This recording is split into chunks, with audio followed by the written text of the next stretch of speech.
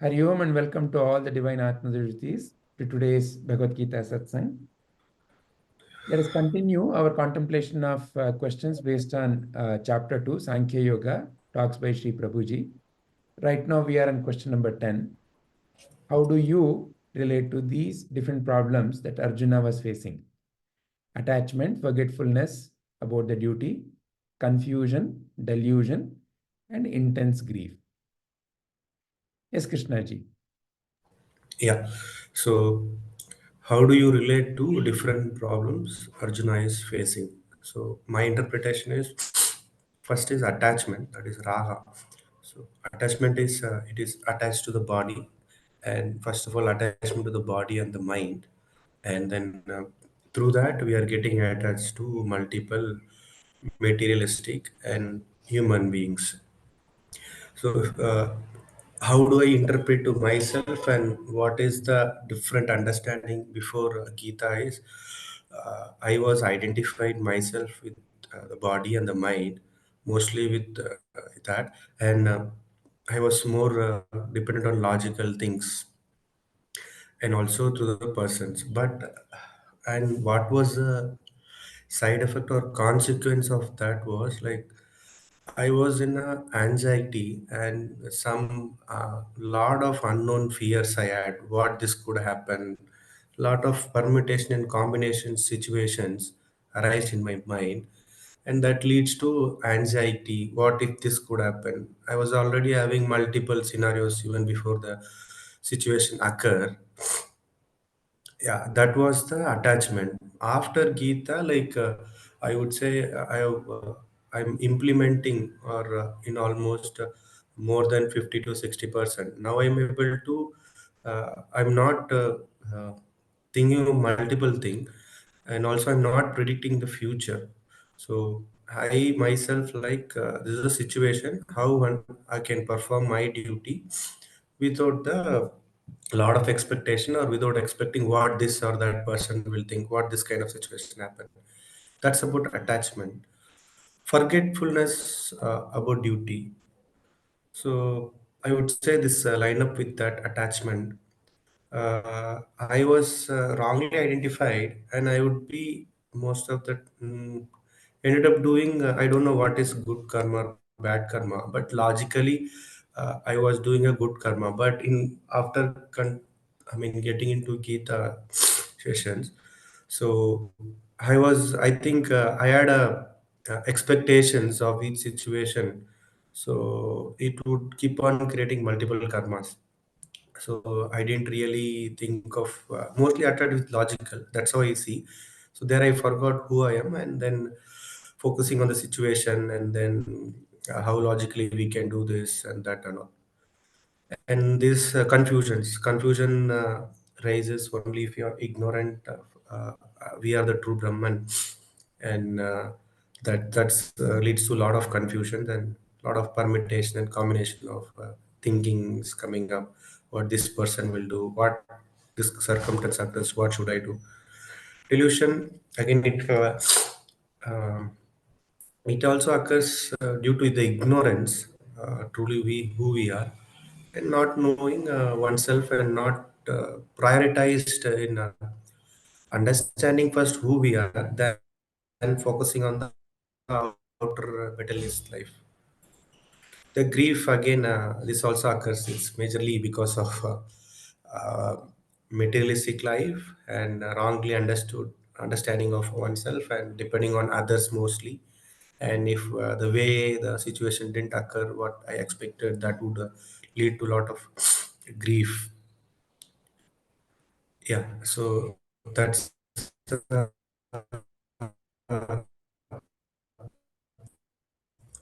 overall understanding and my life self life interpretation on 10th.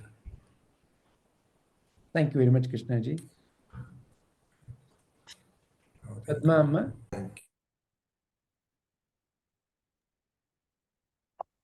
ಹರಿ ಓಂ.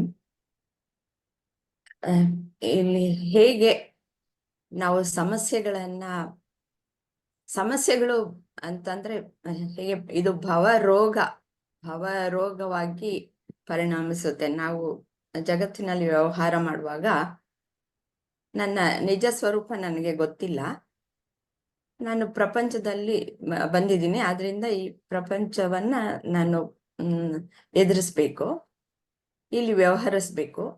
ಆವಾಗ ಹೇಗೆ ನಾನು ವ್ಯವಹರಿಸೋದು ಅನ್ನೋದು, ಆವಾಗ ಇದು ಭವರೋಗವಾಗಿ ಪರಿಣಮಿಸುತ್ತೆ. ಇಲ್ಲಿ ಏನು ಅಟ್ಯಾಚ್ಮೆಂಟ್, ನಾನು ಒಂದು ರಾಗ ಮತ್ತೆ ಕರ್ತವ್ಯ ವಿಮುಖನಾಗೋದು, ಮತ್ತೆ ದ್ವಂದ್ವದಲ್ಲಿ ಸಿಲ್ಕೋದು, ಮತ್ತೆ ಭ್ರಮೆಗೊಳಗಾಗೋದು, ಮತ್ತೆ ದುಃಖಕ್ಕೆ ಒಳಗಾಗೋದು, ಇಂತಹದ್ದು ಎಲ್ಲ ಸರ್ವೇ ಸಾಮಾನ್ಯವಾದಂತಹದ್ದು. ಪ್ರತಿಯೊಬ್ಬರ ಜೀವನದಲ್ಲೂ ಇದು ಬರದೇ ಇರುವಂತಹದ್ದು ಯಾರಿಗೂ ಇಲ್ಲ ಅಂತ ಅನ್ನೋದು ನನ್ನ ಅನಿಸಿಕೆ. ಇದು ಹೇಗ್ ಬರುತ್ತೆ ಅಂತಂದ್ರೆ, ನಾವು ನಮ್ಮನ್ನ ಯಾವುದಕ್ಕೆ ಗುರುತಿಸ್ಕೊಂಡಿರ್ತೀವಿ, ನಾವು ನಮ್ಮ ದೇಹ, ಮನಸ್ಸು, ಬುದ್ಧಿ ಮತ್ತೆ ಹೊರ ಪ್ರಪಂಚಕ್ಕೆ ಅದನ್ನ ಗುರುತಿಸ್ಕೊಂಡಿರ್ತೀವಿ. ಅದಕ್ಕೆ ಅದರ ಜೊತೆಗೆ ನಾವು ಸಂಬಂಧವನ್ನ ಬೆಳೆಸ್ಕೊಂಡು ನಾವು ಅದೇ ಅನ್ನುವ ಸ್ಥಿತಿಯಲ್ಲಿ ಇರ್ತೀವಿ. ಆದ್ರಿಂದ ಅದರಲ್ಲಿ ಹೆಚ್ಚು ಕಡಿಮೆ ಆದಾಗ ನಮಗೆ ಈ ಭಾವೋದ್ವೇಗಗಳು ಉಂಟಾಗುವುದು. ಅದಕ್ಕೆ ರಾಗವನ್ನ ಬೆಳೆಸ್ಕೊಂಡ್ಬಿಟ್ಟಿರ್ತೀವಿ. ಯಾವ್ದು ಒಂದು ಮನುಷ್ಯನಲ್ಲೇ ಅಲ್ಲ, ಒಂದು ವಸ್ತುವಿನಲ್ಲೂ ಸಹ ರಾಗವನ್ನ ನಾವು ಬೆಳೆಸ್ಕೊಂಡಿರ್ತೀವಿ. ಯಾವ್ದೋ ಒಂದು ವಸ್ತು ಏನಾದ್ರೂ ಕಳೆದು ಹೋದ್ರೂ ಸಹ ನಾವು ಎಷ್ಟೋ ಚಿಂತೆ ಮಾಡ್ತೀವಿ. ಹಾಗೆ ನನ್ನ ಸ್ವಂತ ಒಂದು ಅನುಭವ ಒಂದನ್ನ ಶೇರ್ ಮಾಡ್ಕೊಳ್ಳೋದು, ಈ ಎಲ್ಲವನ್ನು ಸೇರಿಸಿ ಅಂತಂದ್ರೆ, ನಾನು PUC ಮಾಡ್ತಾ ಇದ್ದಾಗ ಜನವರಿ ಟೈಮಲ್ಲಿ ನನ್ನ ಸಿಬ್ಲಿಂಗ್ ಒಬ್ರು ಹೊರಟೋದ್ರು. ಆಗ ಇಡೀ ಮನೆ ತುಂಬಾ ಶೋಕ. ಪೂರ್ತಿ ಕಾಲೇಜಿಗೆ ಹೋಗ್ಲಿಲ್ಲ ನಾನು. ಅಂದ್ರೆ ಅವಾಗ ನಾನು ಏನ್ ಮಾಡ್ಬೇಕು ಅನ್ನೋದು, ಮನೆ ವಾತಾವರಣನೇ ಹಾಗಿದ್ದಾಗ, ಇನ್ನು ಚಿಕ್ಕ ವಯಸ್ಸು, ಏನು ಗೊತ್ತಾಗ್ತಾ ಇರ್ಲಿಲ್ಲ. ಅಥವಾ ಮನೇಲಿ ಇಲ್ಲ, ನೀನು ಇದೆಲ್ಲ ಸರ್ವೇ ಸಾಮಾನ್ಯ, ನೀನು ಕಾಲೇಜ್ಗೂ ನಿನ್ ಕೆಲ್ಸ ನೀನ್ ಮಾಡು ಅಂತ ಹೇಳುವಂಥವ್ರು ಇರ್ಲಿಲ್ಲ. ನಮ್ಮ ಪೇರೆಂಟ್ಸ್ ಏನು ವಿದ್ಯಾವಂತರಲ್ಲ, ಅವ್ರಿಗೂ ತಿಳುವಳಿಕೆ ಹೇಳುವಂಥದ್ದು ಗೊತ್ತಿರ್ಲಿಲ್ಲ. ಸರಿ, ಎಲ್ಲಾರು ದುಃಖ ಸಾಗರದಲ್ಲಿ ಮುಳುಗಿ ಹೋಗಿದ್ರು. ಸೊ ನಾನು ಕಾಲೇಜ್ಗೆ ಹೋಗ್ಲಿಲ್ಲ. ಆಮೇಲೆ ಅದು PUC ಎಕ್ಸಾಮ್ ಟೈಮು. ಅದು ಹೇಗೆ ಎಕ್ಸಾಮ್ ಅಲ್ಲಿ ಪಾಸ್ ಮಾಡಿದ್ರೋ ಗೊತ್ತಿಲ್ಲ ಎಕ್ಸಾಮ್ನರ್. ನಾನು ಏನೂ ಓದಿರ್ಲಿಲ್ಲ, ಸುಮ್ಮನೆ ಕೂತ್ಕೊಂಡಿದ್ದೆ. ನನ್ನ ಕೆಲಸವನ್ನ ನಾನು ಮಾಡ್ತಾ ಇರ್ಲಿಲ್ಲ. ಅವಾಗ ಚಿಕ್ಕ ವಯಸ್ಸು ಬೇರೆ, ನಾನು ಏನ್ ಮಾಡ್ಬೇಕು ಅನ್ನೋದು ಗೊತ್ತಿಲ್ಲ. ನಾನು ಕಾಲೇಜ್ಗೆ ಹೋಗ್ಬೇಕಾ ಅಥವಾ ಮನೇಲಿ ಇರ್ಬೇಕಾ, ಸುಮ್ಮನೆ ಹತ್ಕೊಂಡು ಕೂತಿರ್ಬೇಕಾ, ಅದು ಗೊತ್ತಾಗ್ತಾ ಇರ್ಲಿಲ್ಲ. ಅದು ಪೂರ್ತಿ ಕನ್ಫ್ಯೂಷನ್ ಅಲ್ಲಿ ಇದೆ. ಯಾಕೆಂದ್ರೆ ಮನೆ ವಾತಾವರಣವೇ ಹಾಗಿದ್ದಾಗ ಅದು ಇಲ್ಲ, ಇದು ಬರುತ್ತವೆ ಹೋಗುತ್ತವೆ ಅನ್ನುವ ಒಂದು ಕಲ್ಪನೆ ಸಹ ಇರ್ಲಿಲ್ಲ. ಯಾವುದು ಸಹಜವಾದಂತಹದ್ದು, ಅದು ಏನು ಮೃತ್ಯು ಅನ್ನೋದು ಯಾವಾಗ್ಲೂ ಬರ್ಬೇಕಾದ್ದು ಚಿಕ್ಕ ವಯಸ್ಸಲ್ಲೇ ಬಂತು. ಆದ್ರೆ ಅದನ್ನ ಸಮಾಧಾನ ಮಾಡ್ಕೊಳ್ಳುವಂತಹ ಸ್ಥಿತಿಯಲ್ಲಿ ನಮ್ಮ ಮನೇಲಿ ಯಾರೂ ಇರ್ಲಿಲ್ಲ. ಅಂದ್ರೆ ಎಲ್ಲರೂ ಭ್ರಮೆಗೊಳಗಾಗಿದ್ವಿ ನಾವು, ಹೀಗಾಗೋಯ್ತಲ್ಲ ಅನ್ನೋದು. ಅಂದ್ರೆ ಹೇಗೆ ನಾವು ಎಷ್ಟು ರಾಗದಲ್ಲಿರ್ತೀವಿ, ಹೇಗೆ ಅಟ್ಯಾಚ್ಮೆಂಟ್ ಹೇಗೆ ಬೆಳೆಸ್ಕೊಂಡಿರ್ತೀವಿ ಅನ್ನೋದಕ್ಕೆ ನಾ ಹೇಳ್ತಾ ಇದ್ದೀನಿ. ಹಾಗೆ ಆದ್ರಿಂದ ದುಃಖ ಸಾಗರದಲ್ಲಿ ಮುಳುಗೋಗಿ ನಮ್ಮ ಕರ್ತವ್ಯಗಳನ್ನೆಲ್ಲ ನಾವು ಮರ್ತು ಹೋಗ್ತೀವಿ. ಆ ಒಂದು ಇದರಲ್ಲಿ ಬಹುಶಃ ಈ ಒಂದು ಜ್ಞಾನ ಅನ್ನೋದು ಇದ್ದಿದ್ರೆ, ಆವಾಗ ಎಲ್ಲರೂ ನಮ್ಮ ಕರ್ತವ್ಯಗಳನ್ನ ನಾವು ಇದಾಯ್ತು, ಅದಕ್ಕೆ ಏನ್ ಮಾಡ್ಬೇಕು ಅದನ್ನ ಮಾಡ್ಬಿಟ್ಟು ಮುಂದೆ ನಮ್ಮ ಕರ್ತವ್ಯಗಳನ್ನ ನಾವು ಮಾಡೋಣ. ನಾವು ಜಗತ್ತಿಂದ ಹೊರಗಡೆ ಹೋಗಿಲ್ವಲ್ಲ, ಅವ್ರು ಹೋದ್ರು, ಆಯ್ತು. ಅದಕ್ಕೆ ಎಷ್ಟು ನಾವು ತೋರಿಸ್ಬೇಕು, ನಮ್ಮ ದುಃಖವೇ ಆಗಬಹುದು, ಅವರ ಬಗ್ಗೆ ಇದ್ದಂತಹ ಪ್ರೀತಿನೇ ಇರ್ಬೋದು, ಎಲ್ಲವನ್ನು ತೋರಿಸ್ಬೇಕು. ಮತ್ತೆ ನಮ್ಮ ಕೆಲಸವನ್ನು ಸಹ ನಿಭಾಯಿಸ್ಬೇಕು, ನಮ್ಮ ಮನಸ್ಸನ್ನ ಸ್ಥಿತಪ್ರಜ್ಞ ಸ್ಥಿತಿಯಲ್ಲಿ ಇಟ್ಕೊಳ್ಬೇಕು ಅನ್ನುವ ಭಾವನೆ ನಮ್ಗೆ ಯಾರಿಗೂ ಇರ್ಲಿಲ್ಲ. ಹಾಗಾಗಿ ನಾವು ದುಃಖದಲ್ಲಿ ಇಡೀ ವರ್ಷವೇ ಮುಳುಗು ಹೋಗಿದ್ವಿ. ಇದು ನನ್ನ ಸ್ವಂತ ಅನುಭವ. ಆಮೇಲೆ ಎಲ್ಲಾನು ಕಾಲ ಎಲ್ಲಾನು ಹೀಲ್ ಮಾಡುತ್ತೆ. ಹಾಗೆ ದಿನ ಕಳೆದ ಹಾಗೆ ನಾರ್ಮಲ್ ಸ್ಟೇಜಿಗೆ ಬಂದ್ವಿ. ನಮ್ಮ ಕೆಲಸಗಳಲ್ಲಿ ನಮ್ಮ ಕರ್ತವ್ಯಗಳಲ್ಲಿ ನಾವು ತೊಡಗ್ಕೊಂಡ್ವಿ. ಹೀಗೆ ಇದನ್ನ ಇವಿಷ್ಟನ್ನು ನನ್ನ ಸ್ವಂತ ಅನುಭವದಲ್ಲಿ ನಾನು ಶೇರ್ ಮಾಡ್ಕೊಳ್ತಾ ಇದ್ದೀನಿ. ಧನ್ಯವಾದ ಅಮ್ಮ, ನಿಮ್ಮ ಅನುಭವ ಶೇರ್ ಮಾಡ್ಕೊಂಡಿದ್ದಕ್ಕೆ ಮತ್ತೆ ನೀವು ಹೇಳಿದ ರೀತಿನಲ್ಲಿ ಧನ್ಯವಾದ. ಸ್ಮಿತಾಜಿ. Hari Om. How do you relate to different problems of Arjuna? So in our daily life, like Padmaji was telling, we go through all of this. Smitaji, really sorry for interrupting. Your voice is not very clear. My voice is not clear? Yeah, can you come closer to the mic, or maybe there is a... Now is it clear? Better. Mic is right in front of me. I don't know. Maybe the internet today is... No, please continue. Now this sounds better. So, how does one relate to the problems Arjuna is facing? Common man who has not realized, or we still are attempting to realize who we are and understanding the teachings. We go through this almost on a daily basis, being it attachment, forgetfulness, the confusion, the delusion, and the grief. However small or big the incident is, it could be more losing a small 100 rupee note, or it could be losing a life of a family member, a friend, or however the intensity may vary. But this whole attachment, and I had this one auntie in my neighborhood, and she brought up a very nice statement about some small thing like losing a piece of gold, and she said, "Adu barbeku andre baratte, adanna marthbudi." And so truly happened. That something was missing, not because it is gold, but something was missing. And I realized that day when she said that, if it has to come and if you have to find it, it will come. Leave the attachment of adu ayo ello hoitu, adu kaladoitu. That and so truly it happened that whatever was missing, I just found it in lying in one corner, or it was just there, and it was just missing from my eyes more than anything else, right? So that realization of attachment for any thing, vastu, or body, self, or the other, is what causes that grief. And it is, to be honest, far easier than done. The more love the person and the item is, the more difficult you feel. Even a small dent to the car, you feel, yo ನನ್ನ ಕಾರ್ಗೆ ಏನೋ ಆಗೋಯ್ತು, ಯಾರೋ ಗೀಸ್ಕೊಂಡು ಹೊಟ್ಟೋದ್ರು. But it's a vastu. It is it is meant to take care of you so that you don't get dented. That's how I see when my husband will say, "You go and went and banged the car." I said, "It is supposed to protect me. So if it got the dent, it is good. It didn't dent on me." There we always say that. So that attachment to this is to give up that. And how do we deal with that? Forgetfulness of duty in this attachment, or in this confusion that we are in, what we should be doing. We forget to do our daily yoga of karma yoga, of what we should do, what we are there for. And many times, and I personally, especially after COVID, had a lot of what we say in engineering, failure mode analysis. ಅಯ್ಯೋ ಇದು ಮಾಡಿದ್ರೆ ಇದಾಗ್ಬಿಡುತ್ತೆ, ಇದು ಮಾಡಿದ್ರೆ ಹಿಂಗಾಗ್ಬಿಡುತ್ತೆ, ಹಿಂಗಾಗೋಗುತ್ತೆ ಅಂತ. ಅದರಿಂದ ಹೊರಗಡೆ ಬರೋಕ್ಕೆ, and leading to inaction, ಮಾಡದೇ ಇರೋದು, that started happening in me. And that forgetful, then you don't want to take that action in the bhaya of something may go wrong, or there is nothing in your control, yet you are thinking not being able to perform because of that the whole attachment and the confusion and fear, and that delusion of okay, what is right, what is wrong.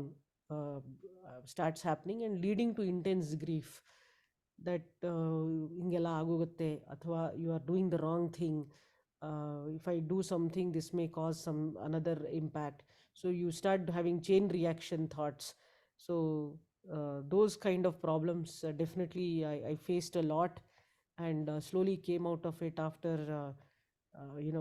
especially uh, the teachings and a lot of guru. I mean, when we started questioning the self, then when spoken to seniors, elders, and then it started coming out of it.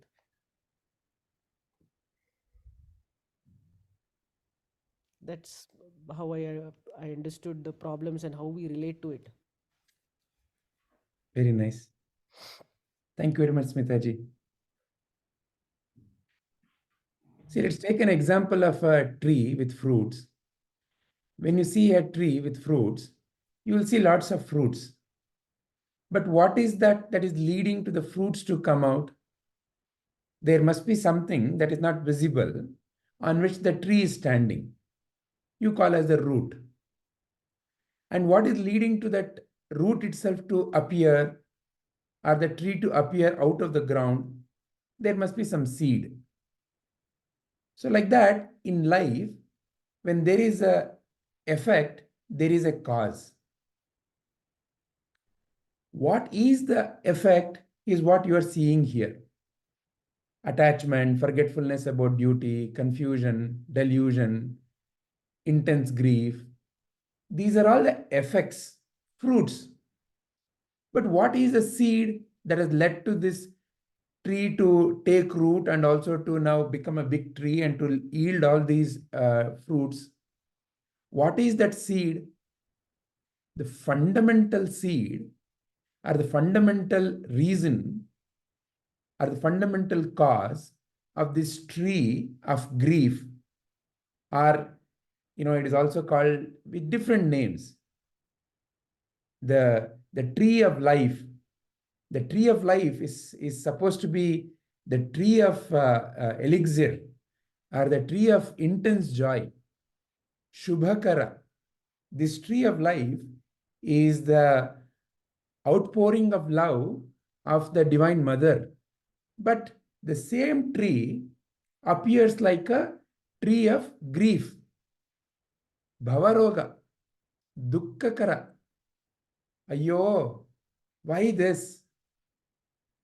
So what is at the root of such a delusion? How can the same tree of life appear to be so pleasant, so calming, so soothing for somebody like Krishna, or someone who has found freedom, a great master? The same tree of life. It's the same day and night. It's the same people. It's the same animals. It's the same thing that you and me have to deal with, that any other great master who has come out of this suffering also is in. What is at the root of that suffering then? And the pointing is also given by the great masters. And the pointing is, or the causes, who you think you are, who I think I am, is at the root of all the suffering. Take a simple situation. Why is it that when your child comes and says, you have been a bad mother, or you have been a bad father? They may not say it in that word, but they say something. Maybe they say, oh, you're always like this, you're not at all encouraging, something like that. Some sentence they say. What makes you and I feel very hurt? Because in that moment, you and I have taken the role of a mother or a father. You and I have got identified very strongly with being a mother or a father. So who I think I am the father. And how can my child speak like this? I am the one who's teaching my child. I know better. Maybe various such further reasoning will emanate. But what is at the root of it? That I think I am the father of that particular child, or I think I am the mother of that particular child. So who I think I am in any given situation, what we call as identification, ID. We all know the ID, right? The idli dosa. These days it has become very popular. The ID packets, idli dosa packet. So when I'm recognizing myself as I like only idli or I like only dosa, forgetting that fundamentally it is the same batter, then it's kind of like a confusion. What should I do? Idli or dosa? So who I think I am in any given situation is the fundamental root cause of all the suffering. And what is Bhagavad Gita and what the great master's life is teaching? Realize who you are. Ask the question, who am I truly? Who is the one who is having all this suffering? Who is the one who's thinking about this given situation this way? Who am I truly? That ignorance of who I am, my true nature, my true identity, is the seed which then takes root and then becomes a big tree and yields all these fruits. So to really become free, then I have to examine the root. And these are the simple fruits, some 4 or 5 fruits. Many such fruits appear.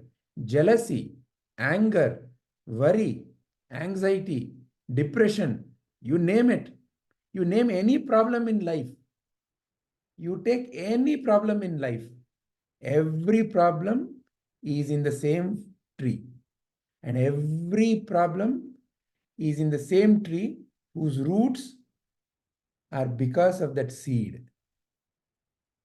So to truly come out of this suffering, I have to examine what is the root. So then I can be free. So this seed fundamentally leads to raga and dvesha. I like something, I don't like something. When I like something and when I don't get what I like, then I have subsequent. When I don't like something and when that comes, I have then subsequent. So the ignorance that who I am leads to, oh, I need to get something from life and I don't want something in life. So raga, dvesha, they develop. Next level. These are like the roots. And then subsequently everything else follows. So to come out of this is the study of Bhagavad Gita, is to listen to the words of the realized masters, is to realize the truth for myself and to implement that in my life. So like that, I need to go to the root of the problem. There is no point in fixing the symptoms. All right? Hari Om. Vijayji, if I may ask a question here. Yes, please. Yes, please. So, if I detach myself from the role of who I am, how will I perform my duty? See, Arjuna is a warrior. He has the Krishna is saying, "Get up and fight," but at the same time, his role is also of a warrior.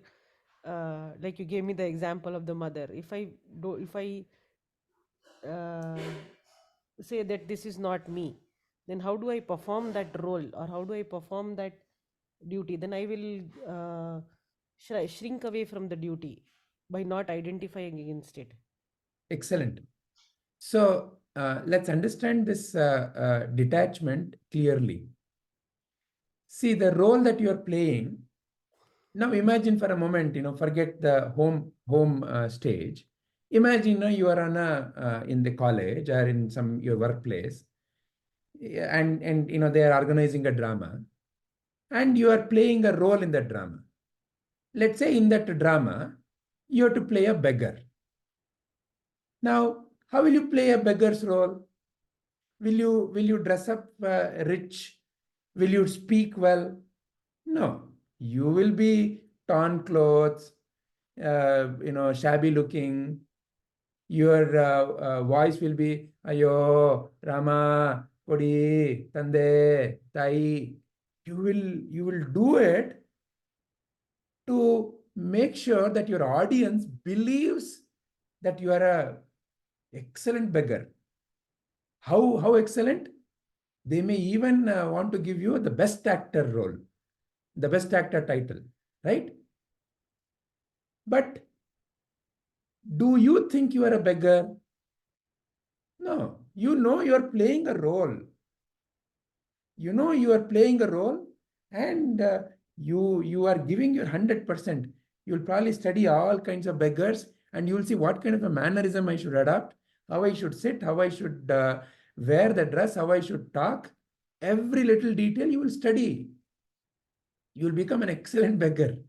It's like a oxymoron, but for the sake of the drama, you'll perform that role in the most best possible way. So it doesn't really matter what role you are playing on the drama stage, but you'll give your best. That holds the key to detachment. There, you are performing your role with full involvement. At the same time, your fullest clarity, fullest awareness that you are not the role that you are playing.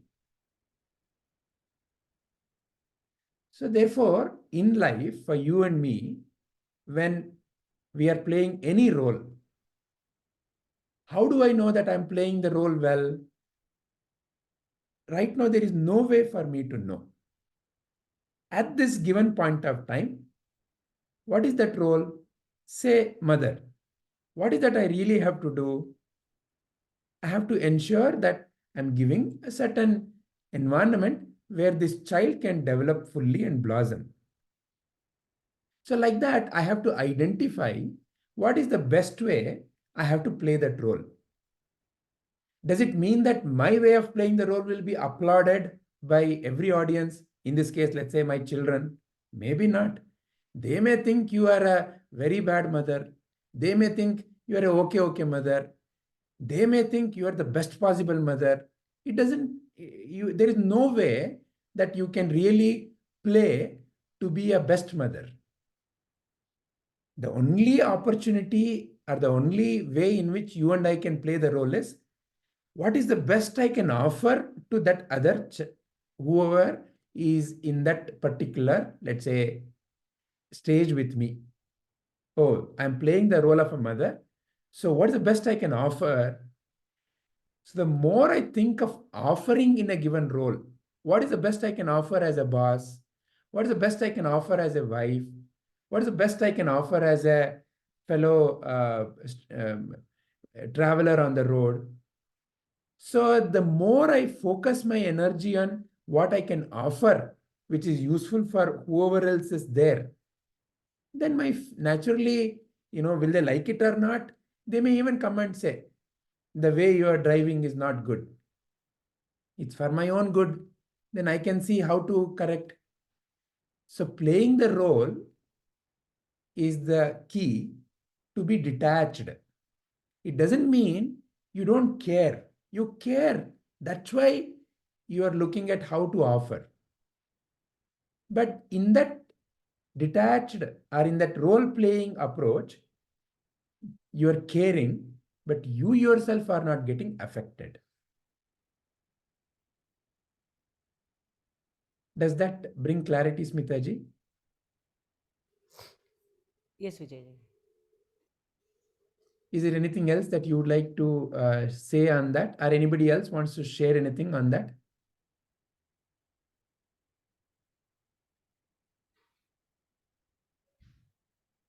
Great. So then we'll take the next step. We'll go to the next question. Another very important question. Very, very important question. What is the difference between Mano Laya and Mano Nasha? All right. So in the bracket also some hint has been given. Mano Laya is like a yoga. Mano Nasha is like a recognition. So let us take up this question and go into the depth of this.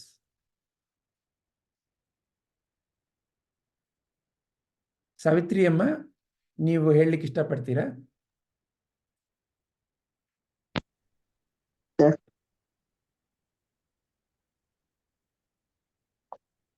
ಅಂದ್ರೆ ಇಲ್ಲಿ ಯೋಗ ಶಾಸ್ತ್ರ ಅಂದ್ರೆ what is the difference between ಮನೋಲಯ ಅಂದ್ರೆ ಮನೋಲಯ ಯೋಗಕ್ಕೆ ಸಂಬಂಧಪಟ್ಟಿರುತ್ತೆ ಮತ್ತು ಮನೋನಾಶ ಅಂದ್ರೆ ಇದು ನಮ್ಮ ಆತ್ಮಜ್ಞಾನಕ್ಕೆ ಸಂಬಂಧಪಟ್ಟಿದ್ದಾಗಿರುತ್ತದೆ ಅಂತ. ಇಲ್ಲಿ ಯೋಗ ಶಾಸ್ತ್ರ ಇದು ಒಂದು ಪ್ರಾಯೋಗಿಕವಾದಂತ ವಿಜ್ಞಾನ. ಅಂದ್ರೆ ನಾವು ಬ್ರಹ್ಮವಿದ್ಯೆಯು ನಮಗೆ ಜ್ಞಾನವನ್ನು ತಿಳಿಸುತ್ತೆ, ಆದ್ರೆ ಯೋಗಶಾಸ್ತ್ರ ನಮಗೆ ಯೋಗ ಅಂದ್ರೆ ಯೋಗದಿಂದ ನಮ್ಮ ದೇಹವನ್ನು ಹೇಗೆ ನಾವು ಸುಸ್ಥಿತಿಯಲ್ಲಿ ಇಟ್ಟುಕೊಳ್ಳಬಹುದು ಅನ್ನೋದನ್ನು ತಿಳಿಸುತ್ತೆ ಅಂತ.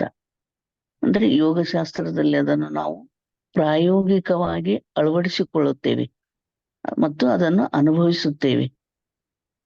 ಅಂದ್ರೆ ಇಲ್ಲಿ ಈ ಸಂಖ್ಯಾಶಾಸ್ತ್ರವು ಸಂಖ್ಯೆಯಷ್ಟೇ ಖಚಿತವಾಗಿರುತ್ತದೆ ಈ 2ನೇ ಅಧ್ಯಾಯದಲ್ಲಿ. ಅಂದ್ರೆ ಈಗ 2+2 = 4 ಇದು ಎಲ್ಲ ಕಾಲಕ್ಕೂ ಮತ್ತು ಎಲ್ಲ ಸ್ಥಾನಗಳಲ್ಲಿಯೂ ಕೂಡ ಒಂದೇ ಆಗಿರುತ್ತದೆ. ಇದು ಅಂದ್ರೆ ಬೇರೆಯಾಗಿರುವುದಿಲ್ಲ ಅಂತ, ಅಂದ್ರೆ ಇದು ಸತ್ಯವಾಗಿರುತ್ತದೆ ಅಂತ. ಅಂದ್ರೆ ಯಾವ ಕಾಲಕ್ಕಾದರೂ ಆಗ್ಲಿ ಅಥವಾ ಎಲ್ಲ ಸ್ಥಾನದಲ್ಲಿ ಆಗ್ಲಿ ಇದು ಒಂದೇ ರೀತಿಯಾಗಿರುತ್ತದೆ ಅಥವಾ ಇದು ಸತ್ಯವಾಗಿರುತ್ತದೆ ಅಂತ. ಇದು ಮತ್ತು ಈ ಯೋಗ ಸಂಖ್ಯಾಶಾಸ್ತ್ರವು ಇಲ್ಲಿ 24 ತತ್ವಗಳನ್ನು ತಿಳಿಸುತ್ತೆ ಅಂತ ಈ ಅಧ್ಯಾಯದಲ್ಲಿ. ಸಾಂಖ್ಯ ಯೋಗವು ನಮ್ಮ ಜೀವನದಲ್ಲಿ ಹೇಗೆ ಈ 24 ತತ್ವಗಳು ಹೇಗೆ ಒಳಗೊಂಡಿವೆ ಅನ್ನೋದನ್ನು ಕೂಡ ಇಲ್ಲಿ ತಿಳಿಸುತ್ತದೆ ಅಂತ. ಇಲ್ಲಿ ಬ್ರಹ್ಮವಿದ್ಯೆಯನ್ನು ಯೋಗಶಾಸ್ತ್ರದಲ್ಲಿ ತಿಳಿಸುತ್ತಾರೆ ಅಂತ. ಅಂದ್ರೆ ಇದನ್ನು ಕಪಿಲ ಮಹರ್ಷಿಗಳು ತಮ್ಮ ತಾಯಿಗೆ ಈ ಅಧ್ಯಾಯದಲ್ಲಿ ಕಲಿಸುತ್ತಾರಂತೆ. ಅವರು ತಮ್ಮ ಬ್ರಹ್ಮವಿದ್ಯೆಯನ್ನು ತಮ್ಮ ತಾಯಿಗೆ ಕಲಿಸುತ್ತಾರಂತೆ. ಮತ್ತು ಮನುಷ್ಯನಲ್ಲಿರುವಂತ 3 ಗುಣಗಳು, ಸತ್ವಗುಣ, ರಜೋಗುಣ ಮತ್ತು ತಮೋಗುಣ, ಈ 3 ಗುಣಗಳಲ್ಲಿಯೂ ಕೂಡ ಅಹಂಕಾರ ಇದ್ದೇ ಇರುತ್ತೆ ಅಂತ ಹೇಳುತ್ತಾರೆ. ಅಂದ್ರೆ ನಾವು ಕೂಡ ಈ 3 ಗುಣಗಳಲ್ಲಿ ಇರುತ್ತೇವೆ ಮತ್ತು ನಮ್ಮಲ್ಲಿಯೂ ಕೂಡ ಅಹಂಕಾರ ಇದ್ದೇ ಇರುತ್ತೆ ಅಂತ. ಅಂದ್ರೆ ಇಲ್ಲಿ ಪಂಚಭೂತಗಳು ಅಂದ್ರೆ ಈ ಬ್ರಹ್ಮಾಂಡದಲ್ಲಿರುವಂತ ಪಂಚಭೂತಗಳು ಕೂಡ ನಮ್ಮ ಪಂಚಕೋಶಗಳಾಗಿವೆ ಮತ್ತು ಆಜ್ಞಾಚಕ್ರದಲ್ಲಿ ಆತ್ಮನಿರುತ್ತಾನೆ ಅಂತ. ಯೋಗದಲ್ಲಿ ಜೀವಾತ್ಮನನ್ನು ಪರಮಾತ್ಮನೊಂದಿಗೆ ವಿಲೀನ ಮಾಡುವುದು ಹೇಗೆ ಎಂದು ತಿಳಿಸುತ್ತೆ. ಅಂದ್ರೆ ನಮ್ಮ ಮನಸ್ಸು ಹೊರಗಡೆ ಹರಿದು ಹೋಗುತ್ತಾ ಇರುತ್ತೆ ಯಾವಾಗ್ಲೂ. ಹೊರಗೆ ಹೋಗುವಂತ ಈ ಮನಸ್ಸನ್ನು ನಮ್ಮ ಆಜ್ಞಾಚಕ್ರದಲ್ಲಿ ಕೇಂದ್ರೀಕರಿಸಿದಾಗ ಮನೋಲಯವಾಗುತ್ತೆ. ಅಂದ್ರೆ ಮನಸ್ಸು ಆನಂದದಿಂದ ಕೂಡುತ್ತೆ ಅಂತ. ಮನೋಲಯ ಅಂದ್ರೆ ಮನಸ್ಸು ಆನಂದದಲ್ಲಿ ತೇಲಾಡುವುದು. ಅಂದ್ರೆ ಮನಸ್ಸನ್ನು ನಾವು ಹಿಡಿದಿಟ್ಟು ಅದಕ್ಕೆ ಅದು ಬೇರೆ ಬೇರೆ ವಿಚಾರಗಳಲ್ಲಿ ತಲ್ಲೀನನಾಗುತ್ತೆ. ಮನಸ್ಸು ಯಾವಾಗಲೂ ಹೊರಗಡೆ ಹೋಗುವುದು, ಅದರ ಯಾವುದನ್ನು ಹುಡುಕುವುದು, ಅದು ಬೇಕು ಇದು ಬೇಕು ಮತ್ತು ಅದು ಹೇಗೆ ಇದು ಹೇಗೆ ಎಂಬ ಗೊಂದಲದಲ್ಲಿ ಮನಸ್ಸು ಯಾವಾಗಲೂ ಹೊರಗಡೆ ಹೋಗುತ್ತಿರುತ್ತದೆ. ಆ ಹೊರಗಡೆ ಹೋಗುವ ಮನಸ್ಸನ್ನು ನಾವು ಹಿಡಿದು ನಿಲ್ಲಿಸಿ ಅದನ್ನ ಕೇಂದ್ರೀಕರಿಸಿದಾಗ, ಅಂದ್ರೆ ಅದರ ವಿಚಾರಗಳನ್ನು ನಾವು ಇಲ್ಲಿ ಕಂಟ್ರೋಲ್ ಮಾಡಕ್ ಆಗಲ್ಲ. ಆದ್ರೆ ಮನಸ್ಸನ್ನು ಮಾತ್ರ ವಿಚಾರಗಳು ಬರ್ತಾ ಇರುತ್ತೆ ಹೋಗ್ತಾ ಇರುತ್ತೆ, ಅದನ್ನು ವಿಚಾರಗಳನ್ನು ಫ್ರೀಯಾಗಿ ಬಿಟ್ಟು ಮನಸ್ಸನ್ನು ನಾವು ಆಜ್ಞಾಚಕ್ರದಲ್ಲಿ ಕೇಂದ್ರೀಕರಿಸಿದಾಗ ಮನಸ್ಸು ಲಯವಾಗುತ್ತೆ. ಅಂದ್ರೆ ಇಲ್ಲಿ ವಿಚಾರಗಳು ಕಡಿಮೆ ಆಗುತ್ತವೆ. ವಿಚಾರಗಳು ಕಡಿಮೆ ಆಗುತ್ತಾ ಇಲ್ಲಿ ಮುಂದೆ ಅಂದ್ರೆ ಮನೋಲಯವಾಗುತ್ತೆ ಅಷ್ಟೇ. ಆದ್ರೆ ವಿಚಾರಗಳು ಕಡಿಮೆ ಆಗುತ್ತಾ ಹೋದಂತೆ ಮನೋನಾಶವಾಗುತ್ತೆ ಅಂತ. ವಿಚಾರಗಳೇ ಇಲ್ಲ ಅಂದ್ಮೇಲೆ ಮನಸ್ಸೇ ಇರಲ್ಲ ಅಂತ. ಅಂದ್ರೆ ವಿಚಾರಗಳು ಕಡಿಮೆ ಆಗುತ್ತಾ ಹೋದಂತೆ ಮನಸ್ಸು ನಾಶವಾಗುತ್ತೆ ಅಂತೆ. ಇಲ್ಲಿ ಯತ್ ಬ್ರಹ್ಮಾಂಡ ತತ್ ಪಿಂಡಾಂಡ ಅಂತೆ. ಅಂದ್ರೆ ಬ್ರಹ್ಮಾಂಡದಲ್ಲಿರುವಂತ ತತ್ವಗಳು ಕೂಡ ನಮ್ಮ ಪಿಂಡಾಂಡದಲ್ಲಿವೆ ಅಂತ. ಮನಸ್ಸು ಮತ್ತು ಪ್ರಾಣಗಳು ಹೊರ ಹೋಗುವವು ಅಂತ. ಅವುಗಳನ್ನು ಆಜ್ಞಾಚಕ್ರದಲ್ಲಿ, 1 ಸೆಕೆಂಡ್ ಸರ್.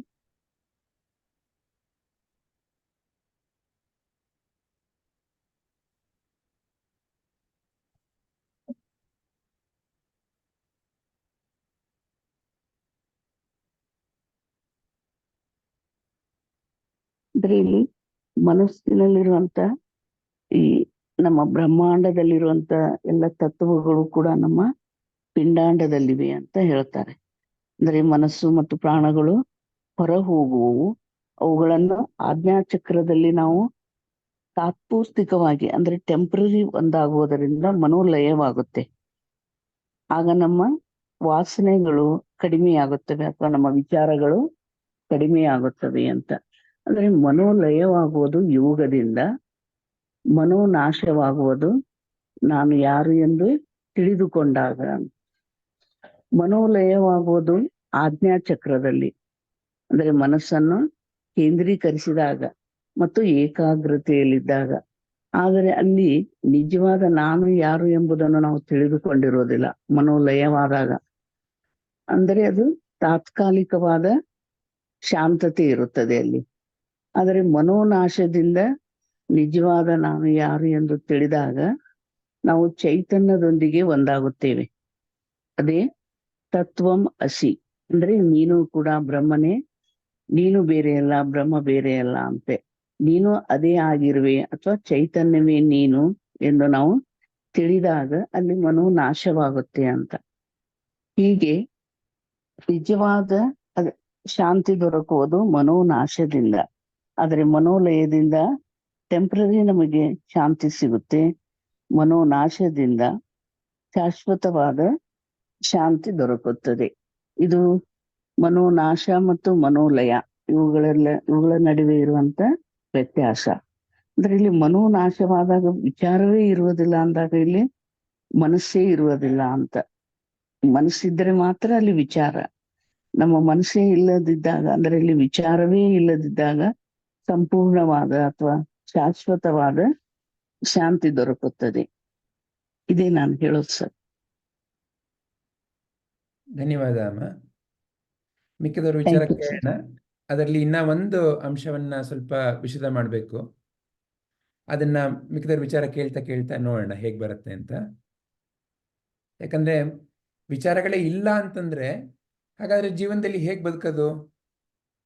ಸೊ ವಿಚಾರ ಇಲ್ಲದೆ ಇರೋದ ಮನೋನಾಶ ಅಂತಂದ್ರೆ ಆ ಒಂದು ಅಂಶವನ್ನ ಸಹ ನಾವು ಪರಿಗಣನೆ ತಗೊಳ್ಳೋಣ, ಕೇಳಿಸ್ಕೊಳ್ಳೋಣ ಎಲ್ಲ. ಅಂದ್ರೆ ಈಗ ನಾವು ಯೋಗದಲ್ಲಿ ಮನೋಲಯ ಆಗುತ್ತಲ್ಲ ಸರ್, ಯೋಗಾಭ್ಯಾಸದಿಂದ ಮಾತ್ರ ನಾವು ಅದನ್ನು ಕಂಡ್ಕೊಳ್ತೀವಿ. ಆದ್ರೆ ಜ್ಞಾನದಿಂದ ನಾವು ಮನೋನಾಶ ಮಾಡ್ಕೊಳ್ಳೋದು. ವಿಚಾರಗಳು ಇಲ್ಲದೆ ಇದ್ದಾಗ ಅಂತ ಅಂದ್ರೆ ಹೀಗಾಗಾದ್ರೆ ಜ್ಞಾನಿ ಹಾಗಾದ್ರೆ ಜೀವನದಲ್ಲಿ ವಿಚಾರಗಳೇ ಬರಲ್ವಾ? ಮನಸ್ಸಿನಲ್ಲಿ ವಿಚಾರಗಳು ಬರಲ್ವಾ? ಅಂದ್ರೆ ಅವನು ಸಂಪೂರ್ಣ ಜ್ಞಾನಿ ಆದಾಗ ಸರ್, ಸಂಪೂರ್ಣ ಜ್ಞಾನಿ ಆದಾಗ. ಅದ್ ಯಾಕೆ ಸಾಧ್ಯ? ಹಾಗಾದ್ರೆ ಅವ್ರ ಜೀವನದಲ್ಲಿ ಯಾವ ರೀತಿ ಬದುಕೋದು?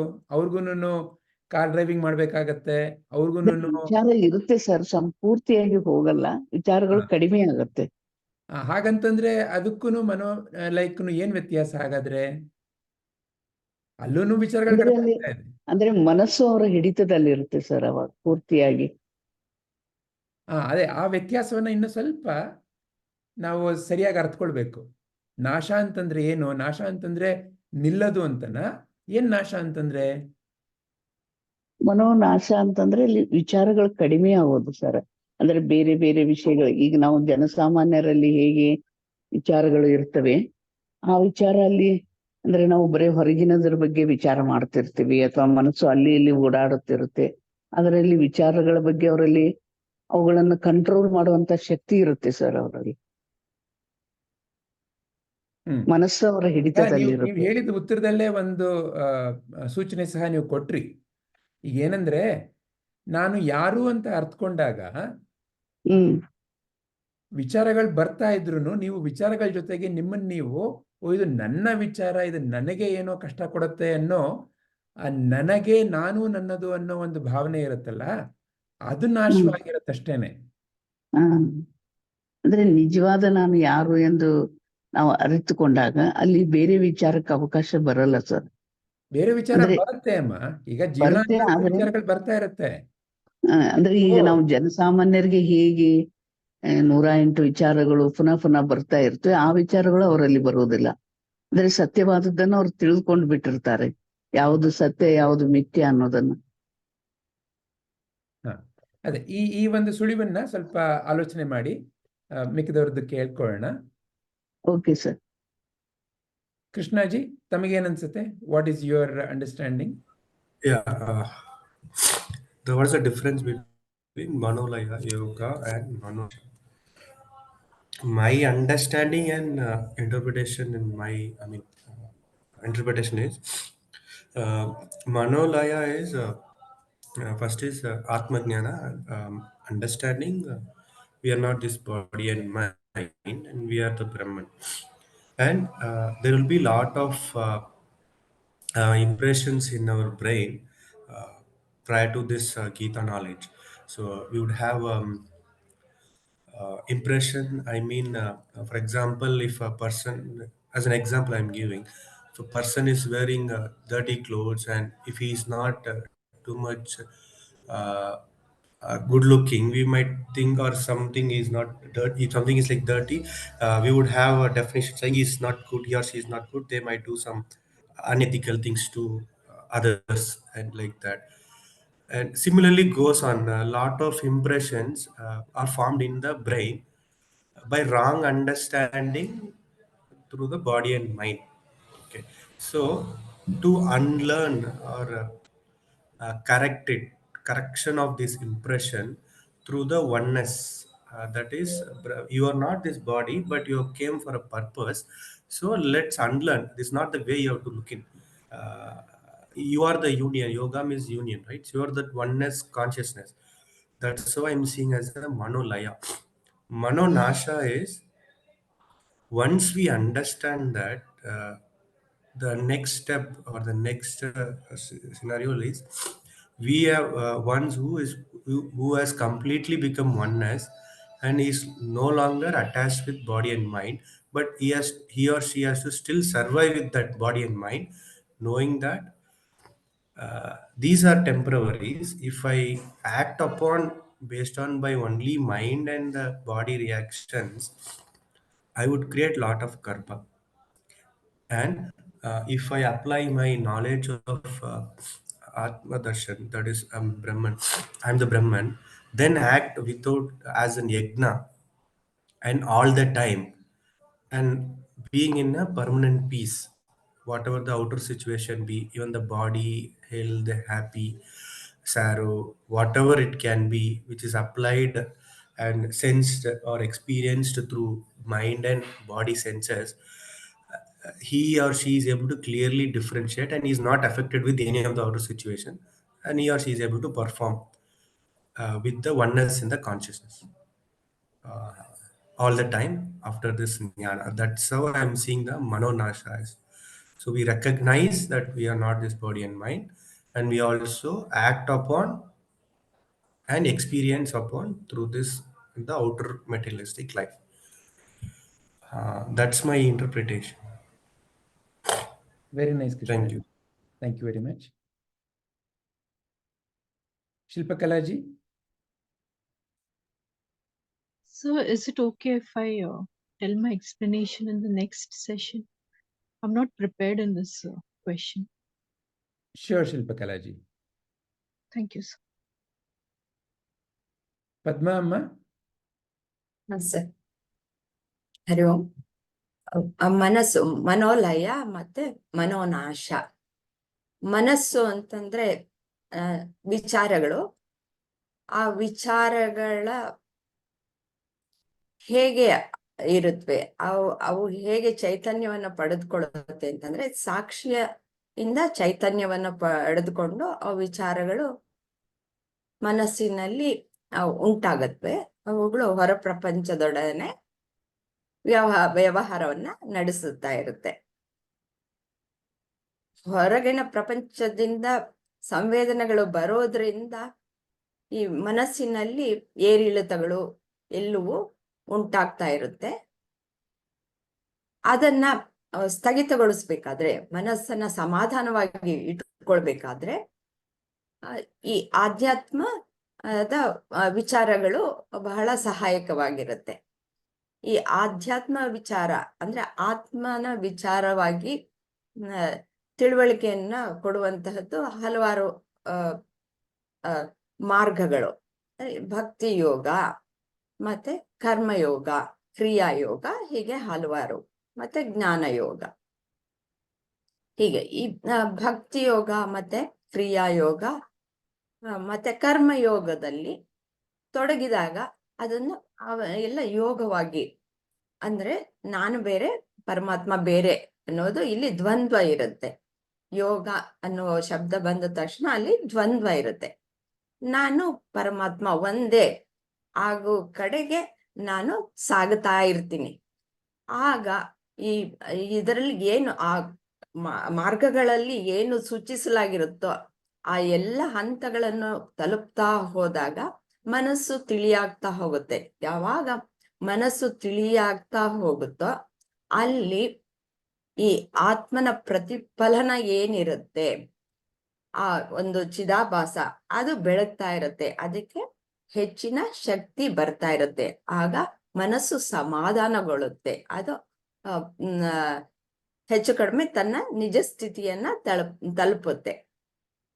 ಅದು ಮನೋ ನಾಶ ಅಲ್ಲ, ಮನೋಲಯ. ಆದ್ರೆ ಬೀಜರೂಪಿಯಾದಂತಹ ವಾಸನೆಗಳು ಮಾತ್ರ ಅಲ್ಲಿ ಇರುತ್ತೆ.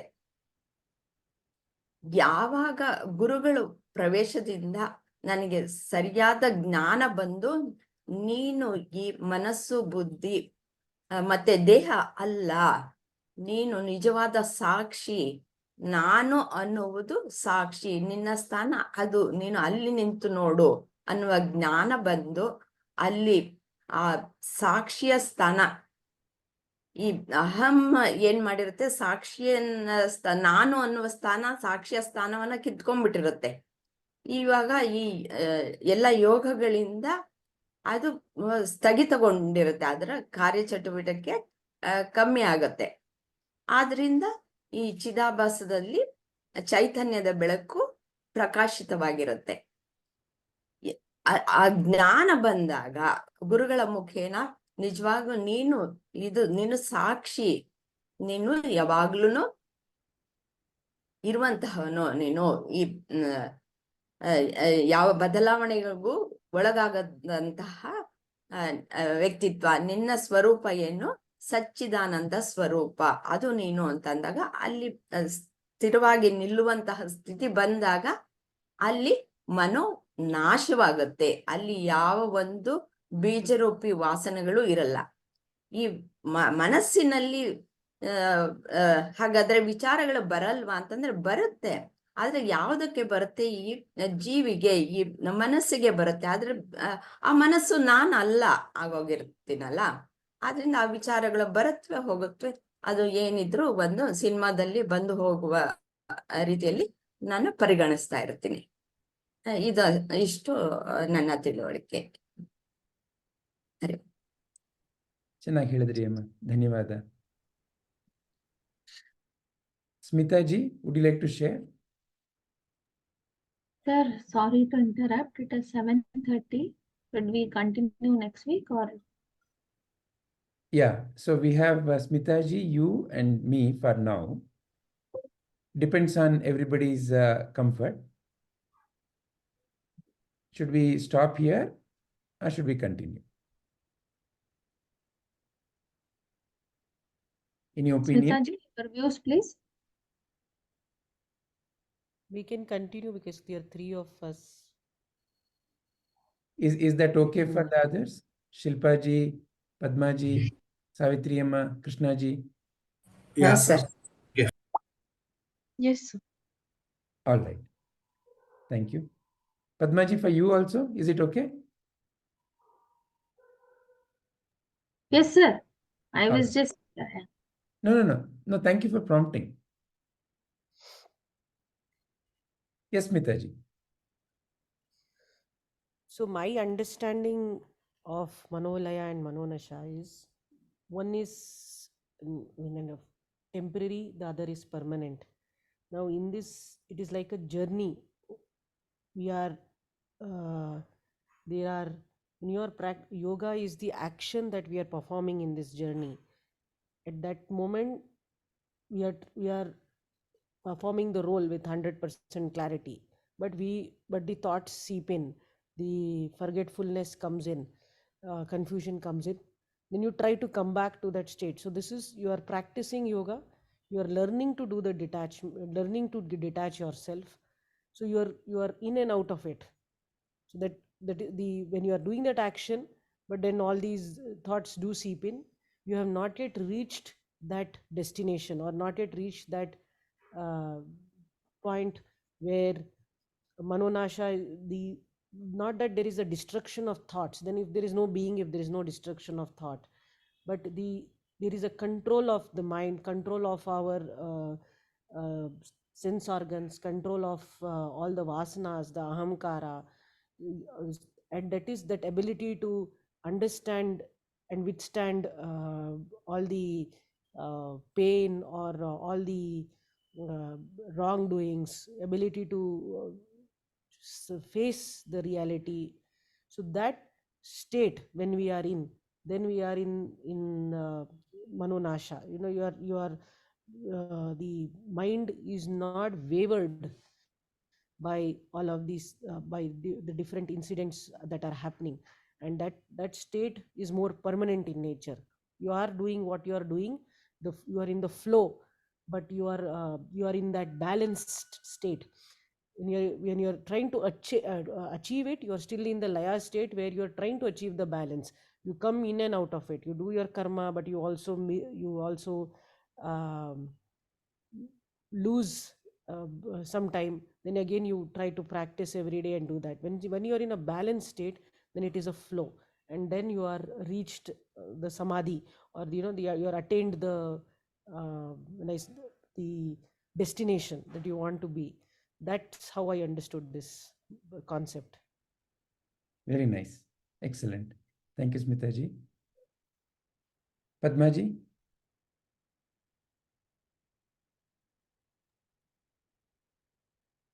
So, like everyone else also said something similar. Mano Laya is the temporary absorption of the mind in the object, in any object, and Mano Nasha is the destruction of mind, and it is permanent. Mano Nasha is permanent. Mano Laya is temporary. Now, one example that we can take of Mano Laya is during meditation. Suppose we are focused on a form of any deity that we choose, say Krishna, for example. When we are meditating on Krishna and when we are fully focused on him, your mind is kind of oblivious to what is happening around you. So in a way, it is silence. To a large extent, it is silence, because the inputs, external inputs are not there to the mind. And we have a temporary Mano Laya happening there with the form itself on which we are meditating. However, that is temporary, because as soon as you are out of the meditation, again, your mind is involved in everything else. Something similar also happens during sleep.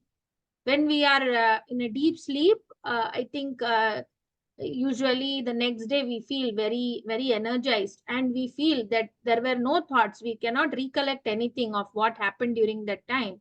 So in that state also, I think there is Mano Laya happening.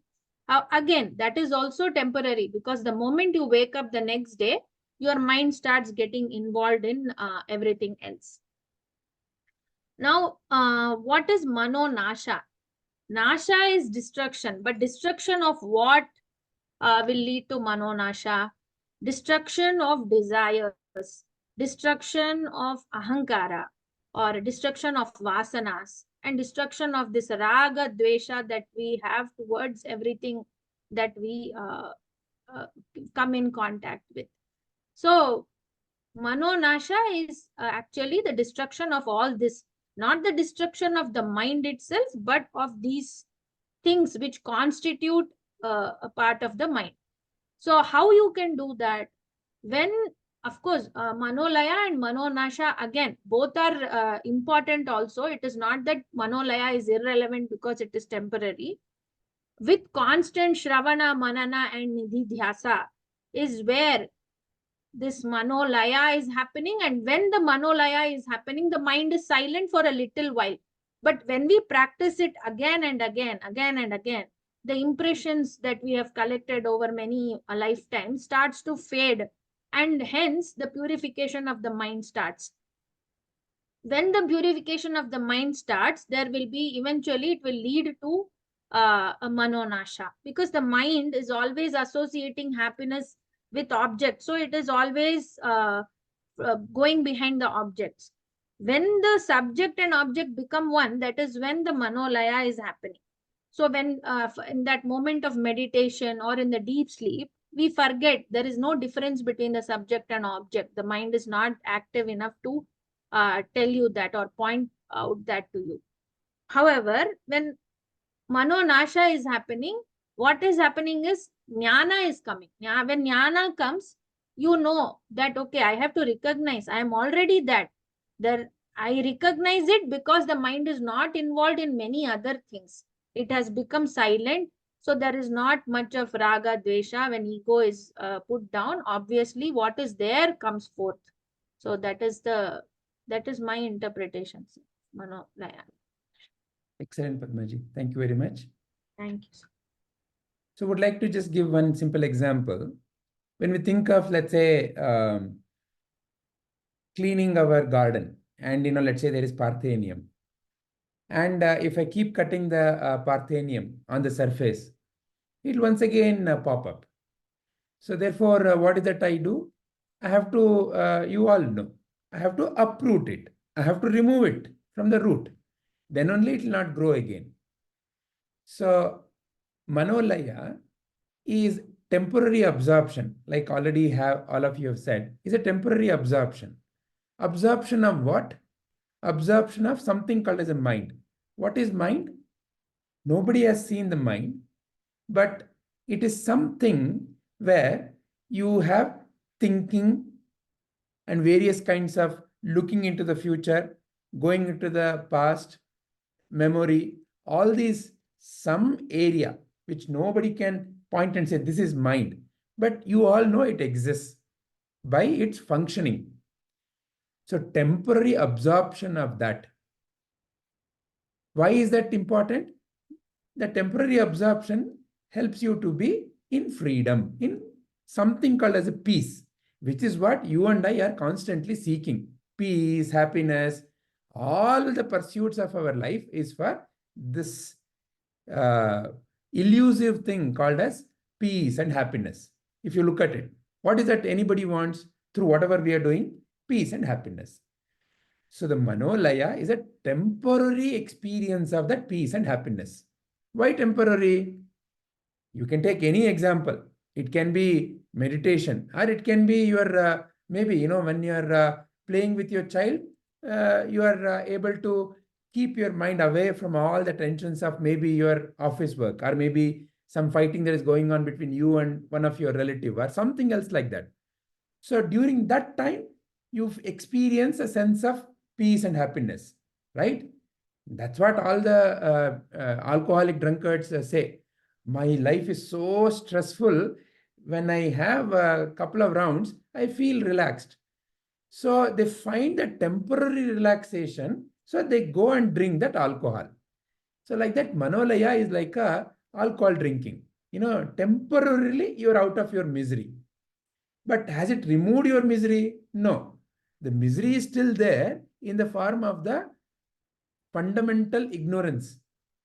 Fundamentally, I'm suffering in life and I'm not able to realize my own true nature itself is peace and happiness, because I am bound by this ignorance that I am something else, that I have to get happiness, I have to get peace. So the logic that I have built up in my mind is I have to get. From what? From whatever I do. I have to get money, then I will be happy. I have to get children, then I'll be happy. I have to get some position, then I will be happy. So the get, from that, whatever I get, then I will derive happiness. So we condition our own mind into that kind of a thinking. So temporary relief from that logic is yoga, where through various practices, some people may experience that, when they're drawing. Some people may experience that during dancing. Some people experience that during swimming. Some people experience that during their maybe simply closing their eyes and focusing on breath, what you can call as meditation. So like that, there are n number of ways through which one goes into this state of temporary absorption or temporary experience of peace and happiness. But by the nature of what you have done in that process, you have gotten yourself into a logic of doing and getting. So because of that, it is temporary. It is temporary absorption, temporary experience of peace. Because the seed is not yet removed. And how do you get rid of that seed? And how the only way, how do you really make it permanent? Is by recognizing. So yoga samadhi and sahaja samadhi. Yoga samadhi is by doing something, I am in an equanimous state of mind. Samadhi means equanimous state of mind. Yoga samadhi. I do pranayama and I feel very peaceful. How long? For some time. After that, when situation of life comes, again the pattern begins. Why? The fundamental seed, the root of that parthenium is not yet removed. So therefore it grows again. Again that anxiety comes, again that fear comes. Maybe not in the same situation, in some other situation. So sahaja samadhi, sahaja. The word sahaja itself means what? Sahaja. It is spontaneously, it has taken birth. There is no way you can explain how your true nature is peace. All you can say is your true nature is peace. How it has come? That is how it is. Sahaja. Ja means birth. Saha means spontaneously it has come. So it is your very nature. Recognizing your very nature. Sahaja samadhi. So it is not by doing something that I'm becoming peaceful. My very nature is peace. When I'm not involved in some nonsense, my very nature is expressing, is shining. The sun is naturally shining. When the cloud is there, it seems to be not shining. Is it really the case? No. The sun is shining. It is a cloud. That is obfuscating, is hiding the sun. Is the sun really hidden? No. I just have to shift my viewpoint. So when I shift my viewpoint, I realize, oh, the sun always shines. None of the cloud can ever take away the shining of the sun. No matter how big the cloud is, the sun will continue to shine. This recognition gives complete freedom. There's nothing more to be done. It is not by doing something that I have to make the sun shine. It is not by doing something that I become peaceful. Recognizing, realizing that my very nature is peace. Then that has led to sahaja samadhi. Like today we were chanting Sthita Prajna. Arjuna asked, Sthita Prajnasya ka bhasha? Krishna, what is the quality of a Sthita Prajna? Sthita Prajna, the one who is steady. How does one become steady? Truly, is by recognizing that your very nature is peace. Your very nature is happiness. Your very nature is divine. And everything else is a cloud that appears and disappears. All right. Hari Om. Any questions, anybody? Or anything further to add?